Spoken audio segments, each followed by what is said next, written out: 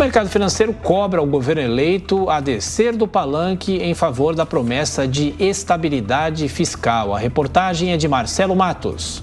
As falas iniciais do presidente eleito Lula sobre a economia, a nomeação de Guido Mantega na equipe e sua objeção ao nome de Ilan Goldfein à presidência do BID e uma PEC de 200 bilhões de reais fora do teto trouxeram reprovação do mercado financeiro na largada da transição de governo.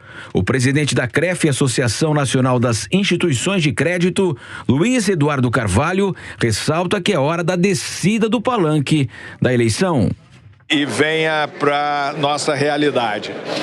A preocupação, vamos dizer, social que o candidato Lula tem é absolutamente correta, é uma preocupação nacional.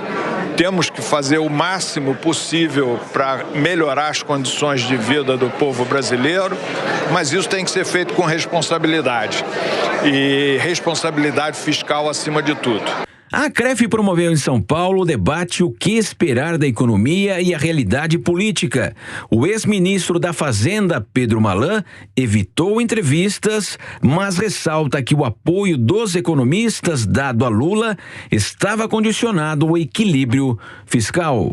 Ficou muito claro lá que decidimos que íamos votar no segundo turno, quer dizer, na expectativa de que haja uma condução responsável da economia.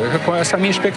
O mercado financeiro considera que o tamanho do rombo na PEC do teto dos gastos irá determinar a própria estabilidade ou não da economia brasileira nos próximos anos. E há uma grande expectativa dos nomes que vão gerir justamente o Ministério para saber se haverá de fato a possibilidade de atender às demandas sociais com a responsabilidade fiscal. O economista e consultor legislativo do Senado e pesquisador do INSPER, Marcos Mendes, reforça a ameaça da estabilidade econômica caso não haja redução significativa na PEC fura-teto. Uma trajetória de perda de estabilidade, e isso é muito sério, porque isso faz o juro disparar, faz as expectativas de crescimento econômico desabarem.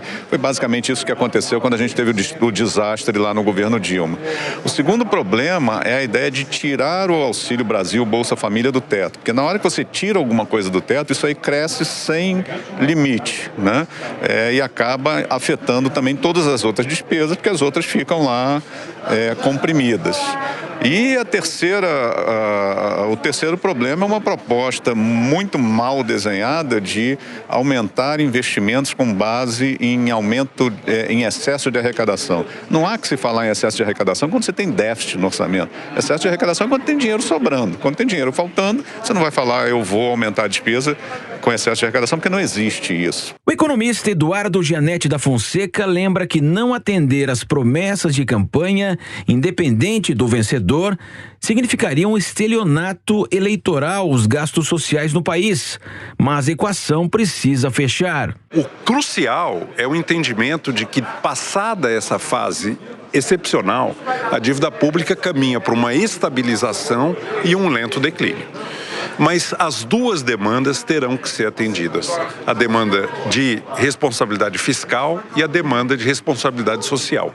É possível fazer isso, vai exigir muita competência, muita habilidade, muita liderança e uma equipe econômica que tenha credibilidade junto ao mercado financeiro. O mercado financeiro trabalha muito com expectativas, com o que virá. Essa nova equipe econômica, ela tem que saber atender essas expectativas apresentando um caminho, e um caminho crível. O cientista político Fernando Luiz Abrúcio, coordenador do Centro de Estudos de Administração Pública e Governo da FGV, avalia o novo desenho do Congresso com um menor número de partidos. Com a redução da fragmentação partidária, vai ficar mais fácil para um governo que seja mais de direita ou centro-direita, um governo que seja mais de esquerda ou centro-esquerda, sabe? Olha, eu preciso conversar com esse ou aquele partido. Do jeito que está hoje, é muito difícil fazer essa organização. Acho que esse processo ainda vai demandar alguns próximos anos, acho que até 2026, porque até a própria lei tem várias fases, e os partidos estão começando a se fundir. Ontem PSC e Podemos se fundiram.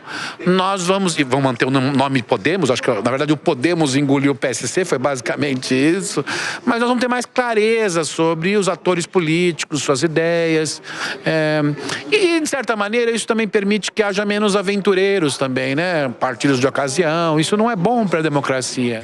Para Fernando Abrúcio, com o PL do presidente Bolsonaro com a maior bancada eleita em 2022, com 99 deputados, o futuro bloco governista de Lula, com 68 eleitos pelo PT e segunda maior bancada, deve avançar no União Brasil com 59 deputados, MDB e PSD, ambos com 42 parlamentares, além dos partidos de esquerda e os que o apoiaram na campanha.